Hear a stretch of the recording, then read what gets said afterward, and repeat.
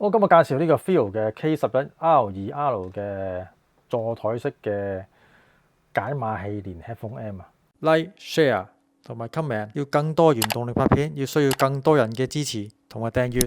咁你 Feel 咧一口氣咧推出咗幾部嘅座台式嘅解碼器咧，今次咧介紹呢個嘅係最入門級嘅門檻嘅解碼器咧，個型號咧叫 K11R2R 嘅。咁啊，成部機嘅設計咧都係比較係入門級嘅 standard 啦。咁亦雖然嘅入門級，但係咧佢都係俾到你咧係 FPGA 呢個嘅 format 嘅系統啦。咁所以保證嘅聲立體聲咧係比較豐富啲嘅。除咗佢係唔係用一般嘅解碼器之外，再用電阻形式咧係砌過咧係解碼出嚟㗎。咁聲音咧有別於其他嘅晶片嘅，譬如話 AK 啊、CS 啊或者 ESS 啊，聲音係有顯著嘅另一番味道啦。我唔敢講話邊隻好邊隻唔好，因為個口味係完全唔同嘅。咁但係功能上咧都可以媲美咗係普通嘅 CS 解碼啦，或者 AK 或者係 ESS 解碼嘅。聲音處理方面咧，其實佢都落咗好多功夫嘅，有 USB 嘅 processor 啦，或者係經過嘅 R2R DAC 處理啦，再有 P3 嘅 processor 啦去解碼啦。咁啊，分開 channel 嘅 op amp 啦，去融合翻嗰個嘅輸出嘅。咁所以整體佢個用料咧，其實亦都係唔係入門級嗰種嘅設定嚟嘅。咁亦都係標榜啦，佢亦都用咗啲高級嘅電容啦，咁所以整體嗰個嘅使用度咧，或者係耐用度咧，亦都有所提升嘅。咁而 Feel 咧，其實我個人咧，我就佢所有系列都叫做啊，基本上呢個系列咧，我都比較咧係唔喜歡咧佢嘅 display 個顯示嘅，因為係始終好似數字式咁樣咧，唔係一種好 high quality 嘅感覺俾到你。咁所以我自己個人咧，我就麻麻地去 display 嗰個嘅設定嘅。咁當然啦，呢啲係因人而異啦。咁啊，面板啊，相當簡單嘅啫，除咗個 volume 之外咧，就冇乜特別嘅啦。又或者最多嘅 gimmick 咧，就喺個 Feel 嗰個 logo 上面咧，可以轉不同顏色嘅。咁當然係你自己去設定啦。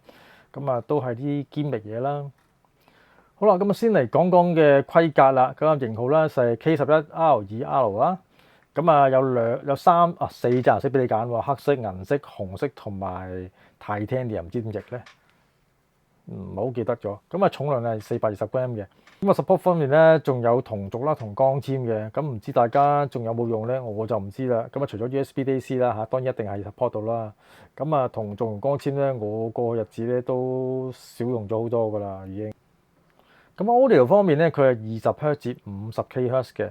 咁啊 crosstalk 方面咧係3條1啊，就唔錯喎，真係啊。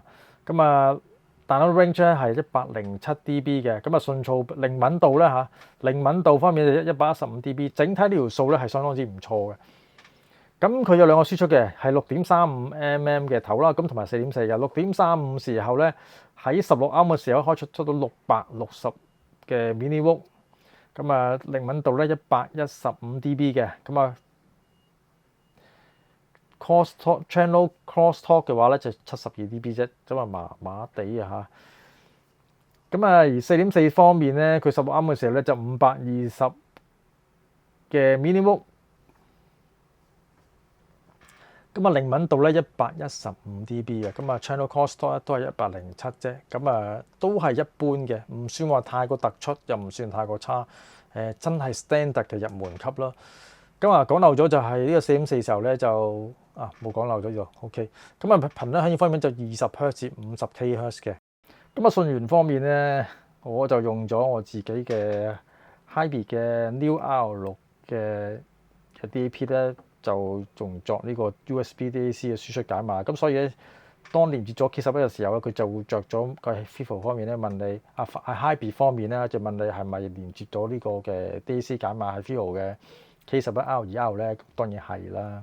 咁先嚟聽聽呢個劉美君嘅歌曲，一開聲嘅時候咧，我就覺得完全咧係冇數碼味嘅。正如可能大家會問會唔會喺 CS 同埋 ESS 係同埋 AK 嘅時候，嗰個聲底會唔會唔同咧？就係因為有好多人咧就係話呢3個以上嘅晶片咧，剛才提到晶片咧就係好多數碼微，咁所以咧就整隻叫 R2R 嘅物體咧嚟砌翻個嘅解碼嘅輸出嘅。咁所以一開聽嘅時候咧，你就覺得完全冇數碼味道嘅，就好純 analog 嘅。咁但係又未去到膽機嗰個 feel 嘅。咁所以其實音樂感嘅時候咧，其實係分析力咧都係唔錯嘅。咁但係佢個聲底好似少少懷舊嘅聲底嘅味道嘅。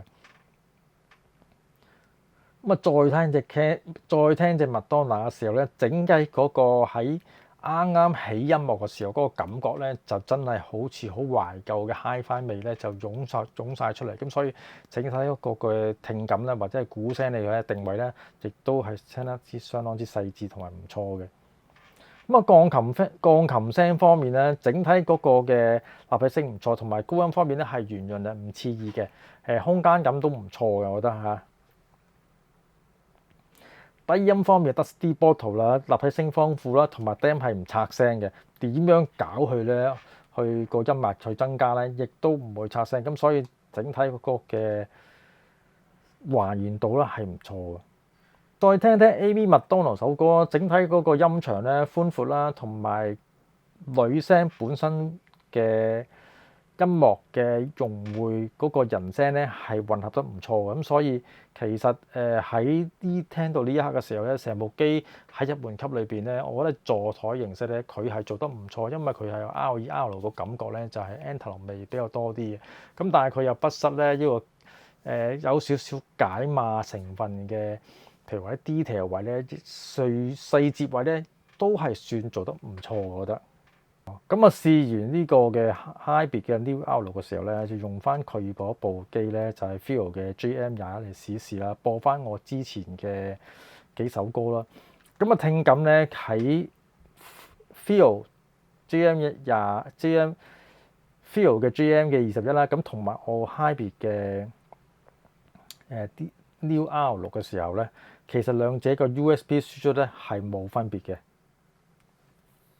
嗱，整體嗰部機嗰個嘅設定咧，就係佢基本上係一部座台式解碼啦，有光纖輸入啦、同軸輸出、光纖輸入啦、同軸輸入啦，同埋 USB-C 嘅輸入嘅啫。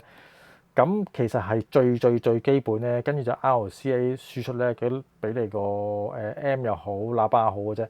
咁所以成個定位咧，都係比較上咧係入門級嘅座台嘅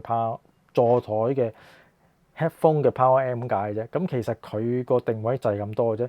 咁所以佢嗰個嘅聲底或者好啊，諸如此類啦，其實咧都係屬於咧係偏向入門級嘅定位嚟嘅。咁所以但係佢有聲底方面又唔算太差嘅。咁所以你會唔會喜歡啊 Feel 嗰個聲底咧？咁啊真係要聽聽，因為我覺得佢比較咧係冇乜個人嘅 signature 嘅意思，即係話咧佢還原到每首歌係咁就係咁啦，佢冇加鹽加醋，亦都冇話去特登去調音邊方面嘅聲底係去偏向玩分析力啊，或者係玩立體聲啊，或者係玩低音部分咧。佢呢部機咧真係還原到嘅啫，就乜都冇調教嘅好嘅。咁所以如果你喜歡呢類嘅還原度高嘅入門級嘅解碼嘅話咧，我覺得你可以直去試試究竟個聲底啱唔啱你嘅心水啦。因為好多時Feel 嘅產品咧，我有比較多咧，我覺得咧佢都係忠實還原嘅啫。究竟喜唔喜歡嗰個聲底原本嘅咁嘅話咧，咁就因人而異啦。咁啊，今日介紹咁多，我哋下條片再見啦。Like、share 同埋 comment，要更多原動力拍片，要需要更多人嘅支持同埋訂閱。